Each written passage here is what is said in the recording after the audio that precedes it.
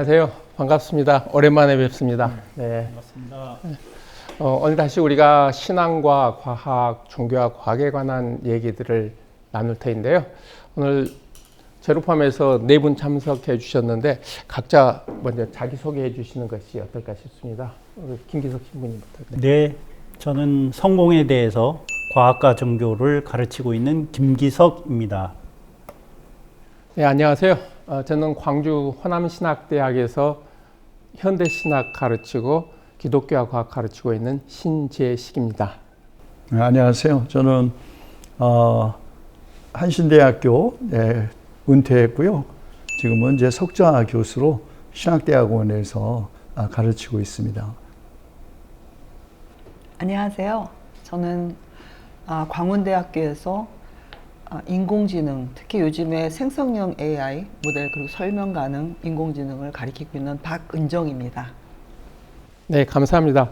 그러면 오늘 얘기는 우리가 그동안 종교와 과학 일반적인 얘기 그리고 챗GPT로부터 시작됐던 인공지능에 관한 얘기도 했었고 그리고 우리에게 있어서 인상적인 책들 소개하는 시간도 있었고 또 진화에 관련된 얘기 이런 것들을 나눴는데요. 오늘은 이렇게 시작해 보겠습니다. 우리가 각자 사실 가르치는 현장에서 주로 있는데 우리에게 있어서 개인적으로 과학이라고 얘기하는 것이 어떤 위상을 가지고 있는지, 나에게 신앙이라는 것이 실존적으로 어떤 것들이 있는지, 종교가 어떻게 나에게 받아들여지는지 이런 얘기를 시작하면서 오늘의 얘기를 들어가 보도록 하겠습니다. 어느 교수님께서 먼저 말씀해 주실까요? 김 총장님 먼저. 전 오늘 그 앞서서 어떻게 하셨는지도 모르고 처음 와가지고 저 먼저 하신 분들 하는 거 보고 따라하려고만 생각하고 있습니다. 제가 먼저 말씀드리겠습니다.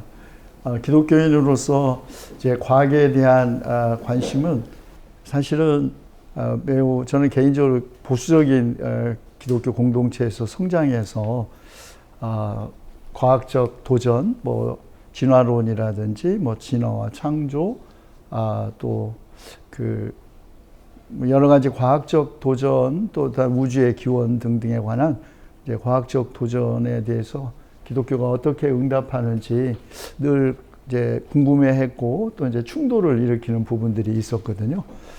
그렇지만 과학과 종교의 학문적 대화를 제가 접하게 된 것은 아주 뒤늦게, 제 기억에는 우리 과학사상연구회도 그때 이제 형성이 된 2000년에 국제적인 과학과 종교 학술대회가 한국에서 열린 것이 계기가 돼서 제 관심을 갖게 되었습니다.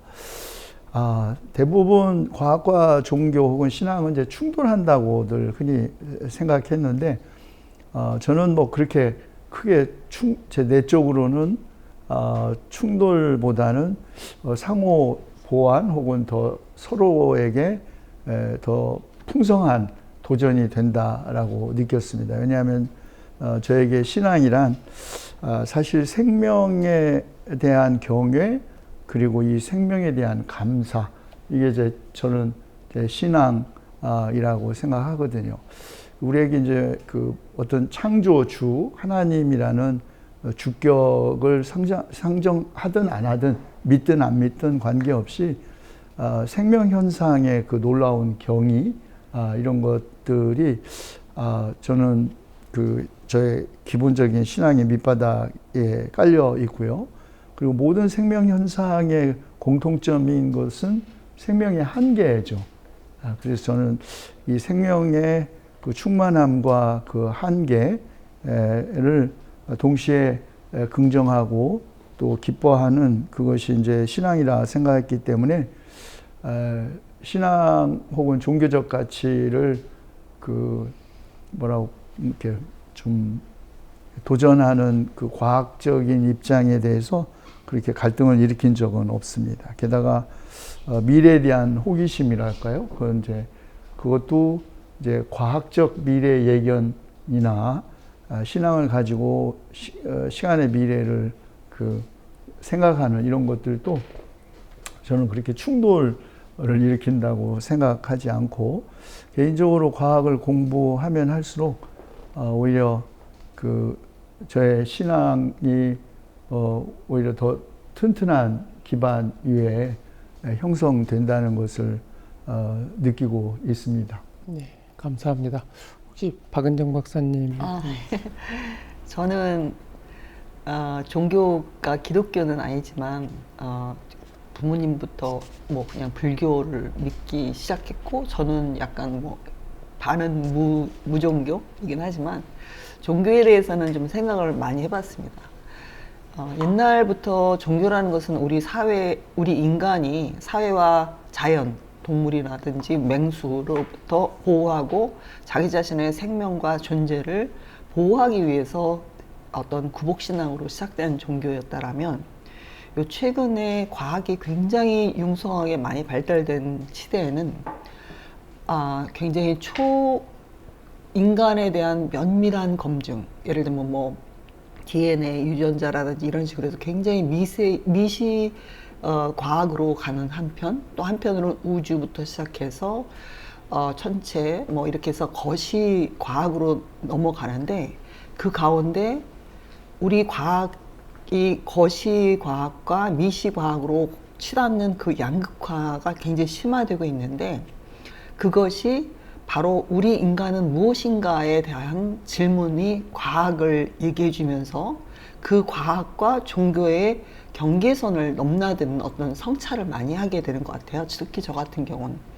그래서 오늘 양자 물리부터 시작해서 뭐 인공지능 얘기도 하겠지만, 결국 우리 인간이 과연 의식의 주체를 가지고 있는, 그리고 지능을 가지고 있는 인간이라는 것이 다른 동물이나 물상하고 얼마나 비교가 되고 차별화될 수 있느냐의 문제를 끊임없이 탐구하면서, 그것이 어떤 거대한 초월적인 우주, 신의 세계와 계속 검증하고 비교하는 것이라고 저는 이렇게 생각합니다. 네, 감사합니다. 김신모님. 네, 저는 어렸을 때 과학을 굉장히 좋아했었던 것 같아요. 그래서 특히 이제 우주에 대한 그 궁금증, 호기심, 저 별들이 얼마나 멀리 떨어져 있을까, 우주는 얼마나 클까, 이런 어떤 일반적인 그런 호기심을 많이 가지고 있었는데요. 저는 이제 비기독교 가정에서 태어났습니다. 그래서 유교적 그런 전통이 강한 집에서 태어나서, 또 교회와는 뭐 마음 이렇게 어머니 같은 경우도 좀 이웃에 교회가 있었는데 별로 이렇게 호의적이지 않으신 그런 모습을 보이셨고 해서 마음의 거리가 있었는데요. 제가 대학을 들어갈 무렵 들어가고 할 때 많은 일이 저에게 일어났는데, 어쨌든 저는 그런 과학을 좋아했기 때문에 이과로 했는데, 아마 선택을 제가 잘못한 것 같은데 이제 그 기계과를 선택했습니다. 항공기계공학과. 근데 이제 대학을 가서 보니까 나중에 알았는데, 공학하고 제가 좋아하는 과학을 좋아하는 거하고는 상당히 학문의 그 방법이, 또 학문의 그 동기랄까, 그런 게 상당히 다르다는 것을 나중에 알았고, 재미가 하나도 없더라고요, 공학이. 저에게는. 공학 하시는 분들에게 죄송한 얘기지만. 그리고 이제 또 그 당시에 이제 제가 굉장히 가까운 사람, 그러니까 누님이 이제 세상을 떠났어요. 그런 일은 저에게 굉장히 큰 충격이었고, 제가 신봉했던 어떤 과학주의, 과학적 사고방식, 합리성, 이런 무신론적인 그런 세계관, 이런 거하고는 설명을 도저히 얻을 수 없는 그런 정말 의외의 사건이었죠. 그것이 이제 저에게는 어떤 인생에 있어서 큰 어떤 전환점이 되었고, 그걸로 인해서 이제 한 발 한 발 신앙의 세계를 다가갈 수 있었습니다. 그래서 이제 대학을 이과로 하면서 교회를 다니기 시작하고, 그리고 또 작년에 서울의 봄이라는 그런 또 현상도 있었습니다만, 그 서울의 봄이라는 상황도 있었고 해서 결국은 이제 뭐 여러 가지 사연이 있습니다만, 이제 대학을 그만두고 신학교로 이제 편입을 하는 과감한 결단을 하고, 그때부터는 굉장히 그런 어떤 선교라든지 뭐 또 이제 빈민 선교라든지 이런 데 관심을 두고서 준비를 했었습니다만은, 세월이 꽤 지나서 나중에 어떻게 영국에 유학을 하러 가서 보니까 이 과학과 기독교 또는 과학과 종교의 대화가 굉장히 많이 이렇게 역사적으로 학문적으로 이렇게 전개가 돼 있고 발전이 돼 있고 책이 도서관에 굉장히 많은 것을 보고 좀 상당히 충격을 받고 자극을 받아서 그 주제를 가지고 좀 공부를 해봐야 되겠다 이렇게 해서 이 주제가 저의 이제 어떻게 보면은 한 평생이라고 말하면 좀 그렇지만은 저 삶에 있어서 가장 긴 시간 제가 붙잡고 있는 주제가 되었고요. 네, 대학에서도 이 주제 가지고서 계속 대화를 나누고 이야기를 나누고 있습니다. 감사합니다. 저는 모태신앙으로 커서요. 신앙하고 과학이 심각하게 문제된 적이 대학 들어가기 전까지는 거의 없었던 것 같고요. 신학교에서 좋은 목사 만드는 일을 해보고 싶다고 생각한 게 고등학교였었는데 대학 들어가서 자연과학개론을 수업을 듣는데 창조과학을 한 학기 내내 배웠었거든요. 그게 한국의 창조과학회가 세워진 그 다음 해에 제가 그 수업을 들었는데 한참 창조과학회 활동하신 분들이 자연과학개론 시간에 그때 강의를 하셨어요. 그래서 81년 정도. 네, 81년입니다. 그때가요. 근데 신앙하고 과학이라고 하는 것이 이런 식으로 만날 수도 있구나라는 생각이 참 한편으로는 참신했는데 근데 신선하지는 않았던 것 같아요. 근데 그 시기에 이제 교회 안에서만 컸던 제가 세계 교회가 얼마만큼 다양한가 여러 교회들이 있는가에 대한 것도 동시에 이제 접하게 되면서부터 과학이라는 문제에 대해서 창조과학 외에도 얼마든지 다양한 교회들이 입장이 있구나. 그런 데서 이제 관심 갖기 시작했고요. 그다음에 신학대학원 진학에서도 이런 쪽에 대해서 관심 갖고 책들을 보게 되고 외국에서 계속 공부하는 동안도 이제 이런 수업들을 들을 수도 있었고 그 후에 배우고 가르치는 일도 해왔는데 개인적으로 제가 생각할 때 저는 이게 과학이 저한테는 굉장히 호기심을 채워주는 것들이었어요. 뭐 거의 신앙적으로 기독교로 올인해서 살아온 삶 같은데 과학이라고 얘기하는 것들은 기독교가 보여주는 세상에 대한 것들 말고 또 다른 측면에서 세상에 대한 얘기들을 해주는 것으로 저는 받아들였거든요. 개인적으로 저는 이제 제 자신이 지구라는 별에 소풍 나온 사람이라고 생각을 하거든요. 그래서 뭐 신앙적으로 표현을 하자면은 우리가 하나님의 은혜로 인해서 아버지와 어머니를 매개로 해서 지구라는 별에서 잠시 잘 지내다 갈 사람. 그래서 지구라는 별뿐만 아니라 내가 소풍 나온 세상에 대한 호기심이 저는 굉장히 많은 편이고요. 근데 꼭 그게 기독교 신앙에서 주어지는 설명이나 대답이 전부는 아니고요. 얼마든지 다른 방식의 설명도 가능한데 그중에서 가장 많은 호기심을 채워줬던 게 저는 과학이고요. 지금도 여전히 관심 있게 배우고 있고요.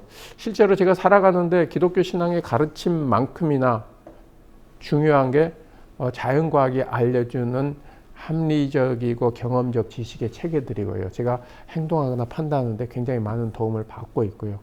이제 그리고 제가 살아온 교육 현장 속에서는 학생들이 좀 더 넓은 시각을 가지고 좀 더 넓게 세상을 바라보고 판단하는데 과학이라고 말하는 것이 우리가 가지고 있는 신앙 전통과 잘 어울릴 때 굉장히 중요한 역할을 할 수 있다고 믿고요. 또 그렇게 지금 저는 가르치고 있습니다.